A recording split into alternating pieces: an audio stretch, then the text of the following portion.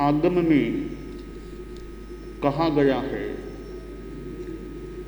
क्षणं कुमार माहिंदेषु ऋणं कप्पेषु देवानं भवधारणिज्जगा शरीरगा उक्कोशेणं क्षयरयणी ओ उड्ढम उच्चत्तेणं पन्नत्ता। सनत कुमार तथा महेंद्र देवलोक में देवों का भवधारणीय शरीर ऊंचाई में 6 रत्नी का होता है। प्राणी के साथ शरीर भी होता है। आत्मा तो मूल तत्व है ही, परंतु संसारी अवस्था में कोरी आत्मा नहीं होती, शरीर साथ में होगा ही होगा। स्थूल शरीर कदाचित न भी रहे, सूक्ष्म शरीर और सूक्ष्मतर शरीर रहते हैं साथ में। शरीर के 5 प्रकार हैं। 25 बोल को याद रखने वाले स्मृति भी कर सकते हैं। 7वां बोल शरीर 5: औदारिक, वैक्रिय, आहारक, तैजस और कार्बन। औदारिक शरीर तो सबके नहीं होता, वैक्रिय शरीर भी सबके नहीं होता, आहारक शरीर तो बहुत ही किसी किसी के हो सकता है, परंतु तैजस और कार्बन शरीर, ये 2 शरीर हमारे संसारी अवस्था में जीव के सहचर होते हैं। सहचर, साथ में चलने वाले। स्थूल शरीर छूट जाती है, ये शरीर सहचर है। कोई यह कहे कि सच्चा मित्र कौन है, एक अपेक्षा से संसारी जीव के कार्बन शरीर हमेशा साथ रहने वाला है, तेजस भी साथ रहने वाला है, यह साथ नहीं छोड़ता। तो सच्चा हमेशा साथ रहने वाला यह है। क्योंकि मृत्यु होती है आदमी की, तो ये स्थूल शरीर औदारिक है, वो यहाँ छूट गया, ये तो छूट गया, फिर कार्बन इधर तेजस ये साथ में जाते हैं। कोई यह कहे कि साथ में क्या जाएगा, साथ में क्या जाएगा, क्योंकि 2 शरीर तो जब तक संसारी अवस्था में है, ये 2 तो साथ में जाने वाले हैं, परंतु साथ में तो जाने वाले हैं, पर फायदा क्या होगा? कार्बन शरीर साथ में है तो साथ रह करके दुख देने वाला भी ये बन सकता है। साथ रहना बड़ी बात नहीं है, साथ रहने वाला सुख देने का निमित्त है कि दुख देने का निमित्त है, वो खास बात है। साथ रहना कोई बड़ी बात नहीं है, दुखदाई का साथ न रहना भी बढ़िया है। तो साथ में है तो वो किस रूप में है, यह खास बात है। एक वो चौपाई में बात आती है, बंदऊ संत सज्जन चरणा, दुख प्रद उभय बीच कछु वरना, बिछुड़त एक प्राण हरि ले, मिलत एक दुख दारुण दे, मिलत एक दुख दारुण दे।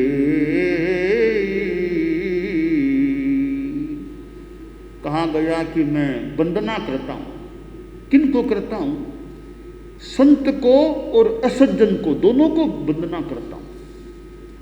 बंदऊ संत असज्जन चरणा, दोनों के चरणों में मेरा बंधन है, साधु के भी चरणों में बंधन है, असज्जन आदमी को भी मेरा बंधन है। कि क्यों? कि दुख प्रद उभय बीच कछु वरना, दोनों दुखप्रद, दोनों दुखदायी हैं, कोई अंतर नहीं है। साधु भी दुखदायी है, दुर्जन असज्जन आदमी भी दुखदायी है, इसलिए दोनों को ही नमस्कार बंधन है। कि दोनों दुखदायी कैसे? साधु दुखदायी कैसे हुआ? दुर्जन तो मान ले, साधु दुखदायी कैसे हुआ? तो आगे सुंदर कह दिया गया, बिछुड़त एक प्राण हरि ले। साधु सज्जन आदमी साथ रहता है, कई दिनों तक साथ रहा या बरसों तक साथ रहा, फिर वह कभी बिछुड़ता है, जाता है, तब मन में दुख हो सकता है कि अरे इतना भला आदमी साथ रहा, वो तो जा रहा है। तो साधु के जाने से दुख, साधु जाते समय दुखदायी हो सकता है।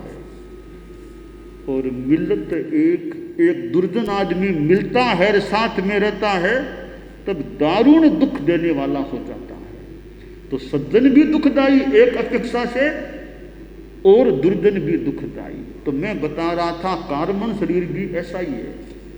कार्मण शरीर का पुण्यात्मक भाग है, पुण्यात्मक, उसको एक तरह का सज्जन मान ले, और पापात्मक भाग है वो दुर्जन एक तरह का मान ले। तो कार्मण शरीर साथ में तो रहता है, पर वो दुखदायी भी बन सकता है। कभी बीमारी, कभी कुछ, कभी अपमान, कभी वेदना, ऐसे पापात्मक है वो, ऐसे पुण्यात्मक है तो ठाट बाट अनुकूलता साता वो मिल सकती है। तो साथ में क्या जाएगा? ये कार्मण शरीर साथ में जाएगा, तेजस शरीर साथ में जाएगा। पर यह ध्यान रखें, कार्मण शरीर साथ में जाए, आखिर कार्मण शरीर को पैदा हमने तो किया है, निर्माण हमने तो किया है, चल रहा आ रहा है, पर उसका बार बार परिवर्तन निर्माण हम तो करते हैं। हमने जैसे कर्म किए वैसा कार्मण शरीर है। तो कार्मण शरीर को ओढ़मा न दें कि तुम दुख देते हो। अरे दुख देते हो, इसको पैदा किसने किया, बनाया किसने, निर्माता कौन है? तुम खुद निर्माता हो। तो यह शरीर की बात है कि 5 शरीर होते हैं। औदारिक शरीर है, ये मनुष्यों के, त्रियंचों के भी शरीर होता है, यह दिखता है नहीं, दिखता भी है। औदारिक शरीर है, यह हमारा जैसे हाड़ मांस का यह शरीर है, औदारिक शरीर है। इसकी विशेषता यह है, इस शरीर वाला प्राणी ही उस जीवन के बाद मोक्ष में जा सकता है। केवल ज्ञान इसी शरीर में स्थित आत्मा को प्राप्त हो सकता है, और किसी भी शरीर में, यानी वैक्रिय में यह केवल ज्ञान की प्राप्ति नहीं। तो औदारिक शरीर में, औदारिक और वैक्रिय 2 की बात करें तो औदारिक शरीर वाले प्राणी को केवल ज्ञान की प्राप्ति हो सकती है, फिर मोक्ष की प्राप्ति हो सकती है। तो ये औदारिक शरीर है, इससे साधना करने वाला 6ठे गुणस्थान में जा सकता है, 5वें में भी जाता है, और आगे 7वां 8वां करते करते 14वें तक जा सकता है। परंतु वैक्रिय शरीर वाला जैसे देवता है, नारकीय, वो 4थे गुणस्थान के आगे भी नहीं जा सकते। इसलिए इस औदारिक शरीर का महत्वपूर्ण स्थान है 5 शरीरों में कि ये महान महान उदार काम केवल ज्ञान आज जैसे इस शरीर की स्थिति में प्राप्त होते हैं। यह मनुष्यों के, त्रियंचों के। वैक्रिय शरीर है वो देवों के होता है, नारकीय जीवों के होता है, और मनुष्य भी कोई लब्धि से पैदा कर ले, वायु का ही भी हो जाता है। तो वैक्रिय शरीर है यह देवों के होता है। आहारक शरीर है वो एक थोड़ी देर का एक विशेष साधु अपनी विशेष योग्यता लब्धि से वो उस आहारक शरीर का निर्माण करता है। कोई ज्ञानी संत है, कोई प्रश्न का उत्तर पाना है, खुद को ध्यान में नहीं है, एक छोटा सा कोई बढ़िया सा पुतला निकलता है शरीर से, पुतला छोटा सा, वो ज्ञानी जैसे केवल ज्ञानी के पास जाकर के वहाँ से उत्तर लेकर के आ जाता है और समाधान मिल जाता है। वो छोटी सी प्रक्रिया, थोड़ी प्रक्रिया है, बहुत वेरी रेयर केस, बहुत किसी किसी के होता है, आमतौर से सबके नहीं होता है। और तेजस शरीर जो सूक्ष्म शरीर है, इसमें तेजस्विता की बात है। और कार्मण शरीर, हमारे कर्मों का शरीर जो है कार्मण शरीर है, ये 5 शरीर हैं। इनमें देवों के वैक्रिय शरीर होता है। यहाँ शास्त्रकार ने बताया है देव भी तो भिन्न भिन्न कोटियों के हैं। यहाँ बताया है कि सनत कुमार तथा महेंद्र, यानी तीसरा देवलोक, 12 में से तीसरा देवलोक और चौथा देवलोक है, वहां के जो देव हैं उनका जो भवधारणीय शरीर, ये मूल वैक्रिय का, मूल जो उत्तर वैक्रिय अलग है वो नहीं, मूल जो शरीर है उनका भवधारणीय, उस जन्म का मूल शरीर, भव का मूल, भव को धारण करने वाला मूल शरीर है, उसे भवधारणीय शरीर कहा जाता है। उस शरीर की ऊंचाई कितनी होती है बताया गया है कि 6 रत्नी तक ऊंचाई, 6 रत्नी। रत्नी एक शब्द है, माप है कि बद्ध मुष्टि रसौ रत्नी, हाथ है, मुट्ठी बांध ली, केहूनी से ऐसे फैलाएं, केहूनी से ये बद्ध मुष्टि यहाँ तक का माप है, मोटा मोटी रूप में रत्नी कहलाता है।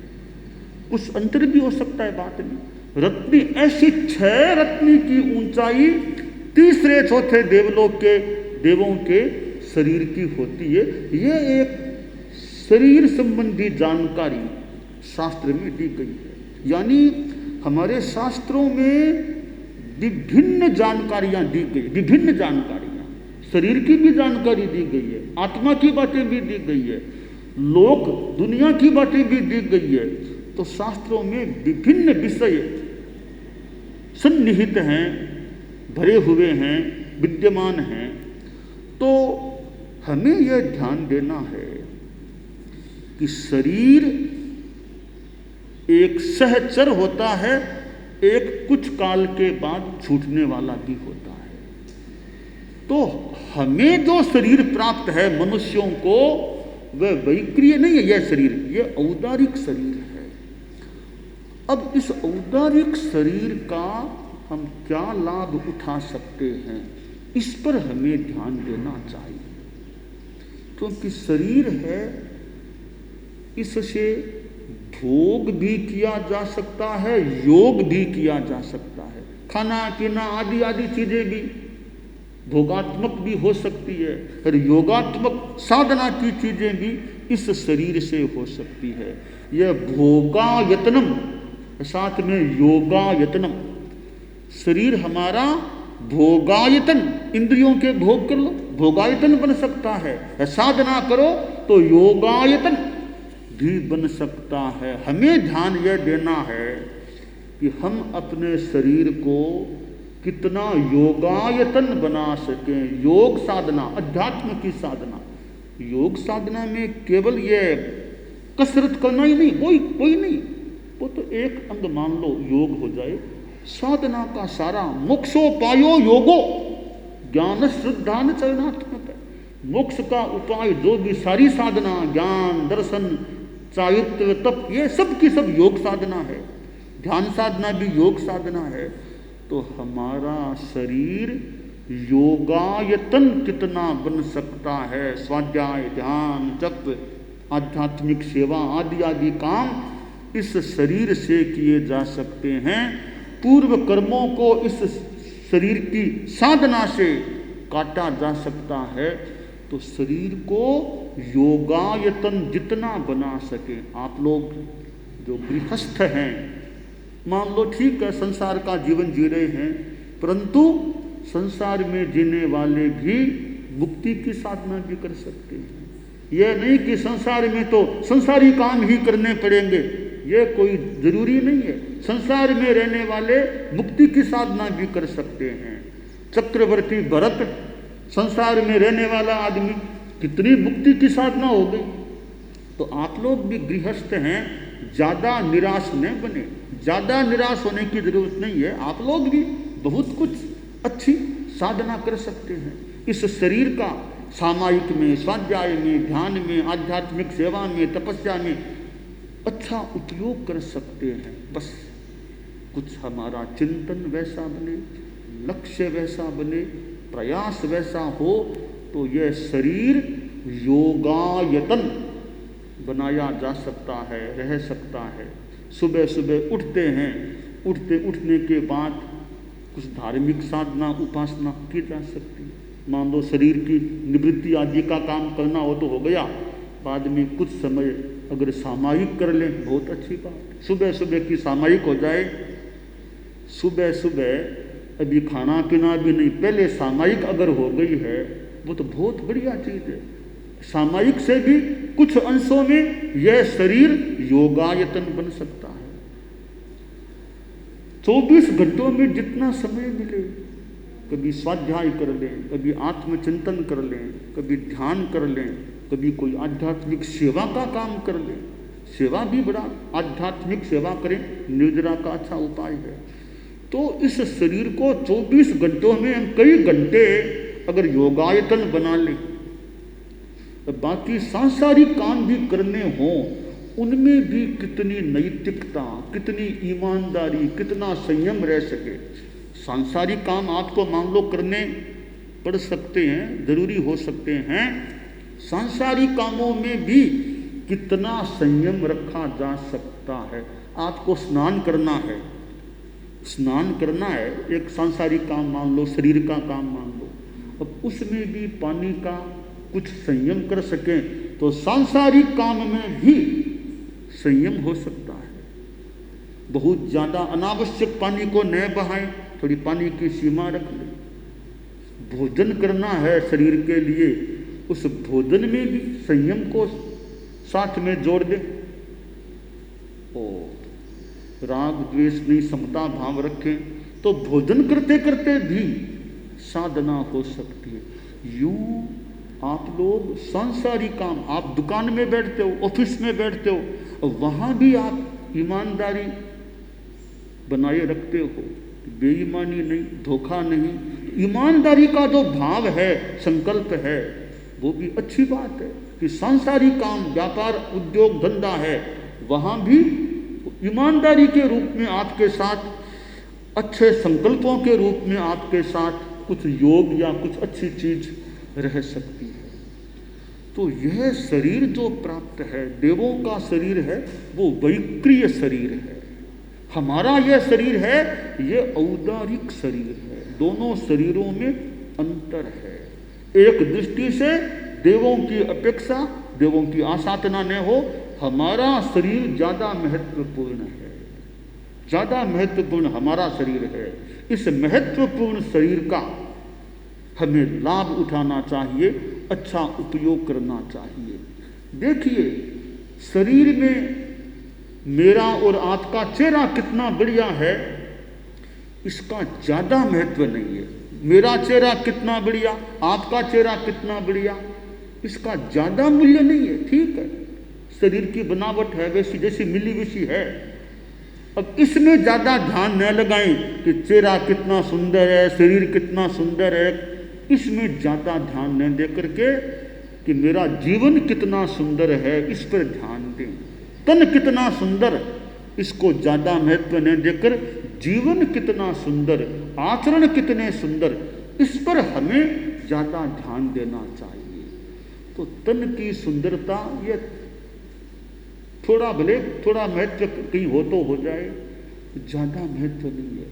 शरीर बढ़िया नहीं तो आत्मा बहुत बढ़िया किसी की हो जाए, ज्ञान बढ़िया हो जाए। कपड़े बढ़िया नहीं पर ज्ञान बढ़िया हो सकता है।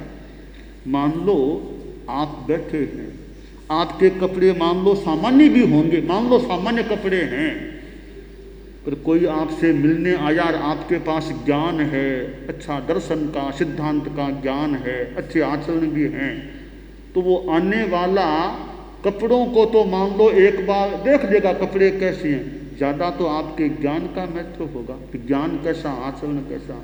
तो हम इस हमारे औदारिक शरीर का योगायतन के रूप में उपयोग करने का प्रयास करें। यह भोगायतन कम रहे और योगायतन जितना हो सके ज़्यादा बने, ऐसा हमें प्रयास करना चाहिए।